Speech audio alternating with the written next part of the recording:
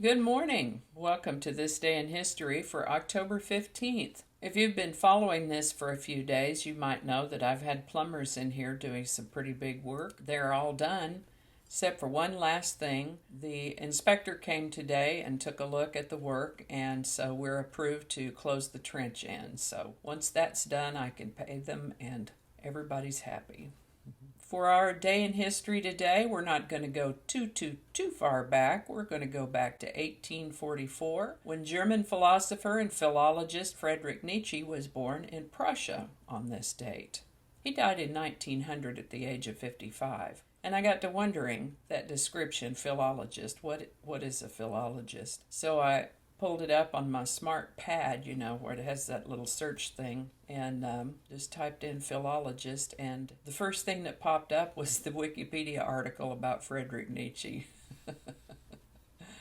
I guess so. But apparently a philologist is someone who studies words, the origin and meaning of them. So I guess I'm a philologist.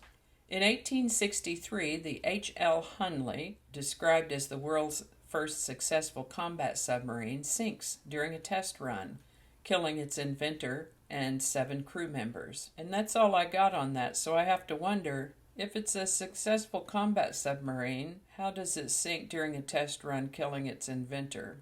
It turns out that the Hunley sunk the first time they gave it a test run, killing the 5 on board. The second time they ran it, it killed the inventor plus 7 more, for a total of 8 on that run. The third run is when it became a successful submarine because it sank a Union warship. But the Hunley didn't survive that one either. It sunk again, taking all 8 of the crew members aboard down with her. So 3 failures with 1 little success thrown in, a total of 21 killed on this experimental submarine. But I guess they knew it was a workable idea. There's certainly submarines all over the world today that don't kill their entire crew. In 1878, the Edison Electric Light Company begins production. In 1880, Chiricahua Apache leader Victorio killed south of El Paso, Texas. He's described as the greatest Apache military strategist of all time. In 1917, exotic dancer and spy Mata Hari executed. Mata Hari was actually a Dutch woman, but she took on this persona of an exotic dancer and basically did kind of a slow strip tease. She's described as the archetype of the seductive female spy. She was executed for espionage by a French firing squad at Vincennes outside of Paris. There is some evidence that she acted as a German spy and for a time as a double agent for the French, but the Germans had written her off as an ineffective agent whose pillow talk had produced little of intelligence value. I'm not throwing rocks or anything. Basically, it sounds to me like she slept around and gossiped. Her military trial was riddled with bias and circumstantial evidence, and it's very likely that the French authorities fluffed her up as the greatest woman spy of the century as a distraction for the huge losses the French army was suffering on the Western Front. In 1920, the American author, screenwriter, and journalist Mario Puzo was born in New York City. He's best known for his crime novels about the Italian-American mafia, such as The Godfather. He lived to the age of 78. In 1939, LaGuardia Airport was dedicated as the New York Municipal Airport, and it became the LaGuardia Airport in 1953, named for Fiorello LaGuardia, the mayor of New York when the airport was built. In 1943, American actress and director Penny Marshall was born in the Bronx, New York, on this day in 1943. She died last year, in 2018, if you happen to be watching this very much later, at the age of 75. 1946, high-ranking Nazi leader Hermann Göring dies. On October 15, 1946, Hermann Göring, commander-in-chief of the Luftwaffe, president of the Reichstag, head of the Gestapo, Prime Minister of Prussia, Chief Forester of the Reich, Chief Liquidator of Sequestered Estates, Supreme Head of the National Weather Bureau, and Hitler's designated successor dies by his own hand. Now this part where it says Hitler's designated successor, he contacted Hitler and said, I know you're going to commit suicide. Is it okay if I take over when you're dead? And Hitler saw that as a betrayal of sorts. Made him really mad. Anyway, Goring fell into U.S. hands after Germany's surrender and was tried at Nuremberg, charged with various crimes against humanity. Despite a vigorous attempt at self-acquittal, he was found guilty and sentenced to be hanged. But before he could be executed, he died by suicide, swallowing a cyanide tablet he had somehow managed to hide from his guards. 1948, Gerald Ford marries Elizabeth Bloomer, also known as Betty Ford.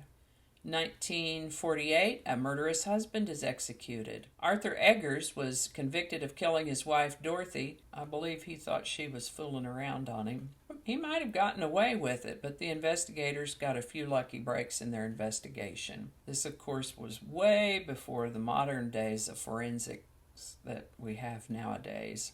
But investigators noticed that she had been reported missing by her husband around the time that the corpse was found. He had desecrated the corpse by removing the head and hands, hoping that would delay or negate their ability to learn her identity. But they discovered that she had been treated for a bunion on her foot, and that just happened to match the one on the body. Once the investigators knew the identity of the body, they had good reason to be suspicious of Arthur Eggers, but they had no evidence to directly connect him with the crime. But guess what? In a brilliant move on Arthur's part, he sold his car to a police officer. The policeman noticed there were spots of dried blood in the trunk, and in 1946, Eggers was arrested. A subsequent search turned up pieces of his wife's flesh, a gun, and handsaw in Eggers' home. Pieces of tissue, bone, and fat were found on the gun. 1951, I Love Lucy airs for the first time. 1959, the TV series The Untouchables premieres. 1964, American composer and songwriter Cole Porter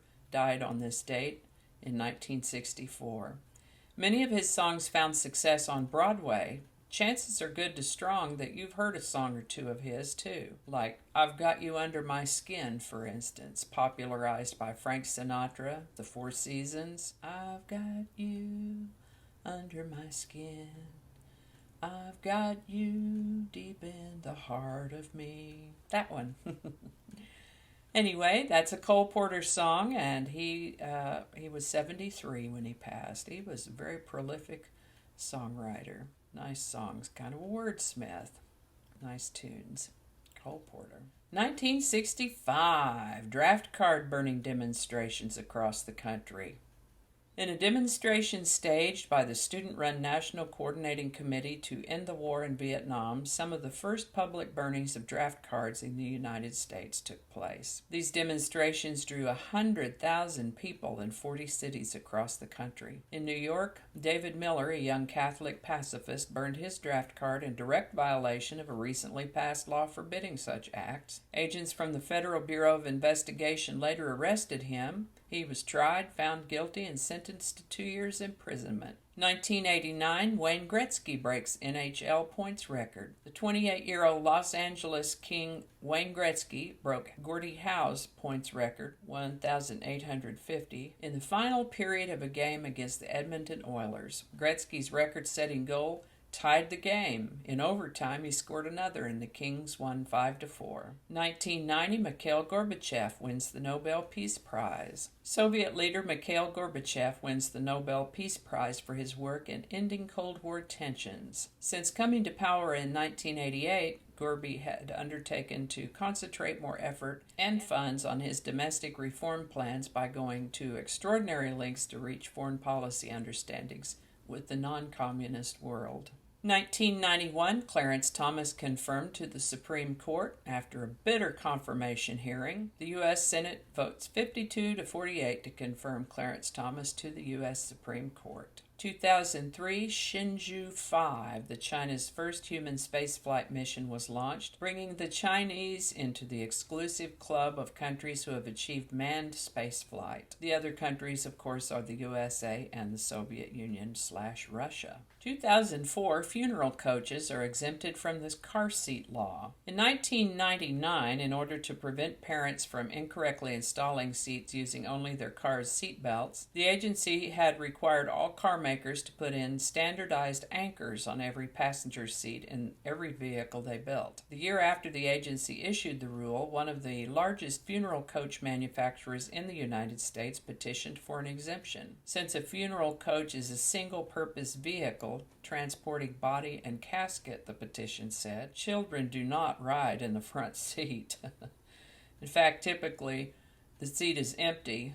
Most people try to avoid riding in hearses. On October 15, the agency agreed. All funeral coaches, now officially defined as a vehicle that contains only one row of occupant seats, is designed exclusively for transporting a body and casket and is equipped with features to secure a casket in place during the operation of the vehicle, were permanently exempted from all child safety provisions. So don't be trying to take your kids for a ride in a hearse. In 2008, the Dow Jones Industrial Average has the second worst day in history with a 733.08 point drop. That's 7.87%. Ordinarily, you wouldn't think almost 8% would be that bad, but when you're talking about that much money, almost 8% is quite a lot. Anyway, that's going to wrap it up for us today. Thank you so much for watching. As always, links to my research are included in the show notes, along with physical address if you'd like to add to my coffee mug collection. Give it a like if you enjoyed this video.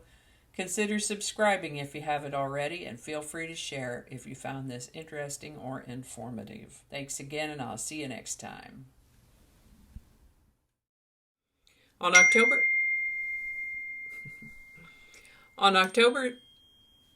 Okay, with the notifications. Let's see if we can use any of that. Oh my. Mouth. Okay. 27. Oh boy, we got our years mixed up. I might have to take another look at that, but I missed that part. Oh, dang it. I forgot to put his name in there. I'm going to have to look at that. So, plumbing happens.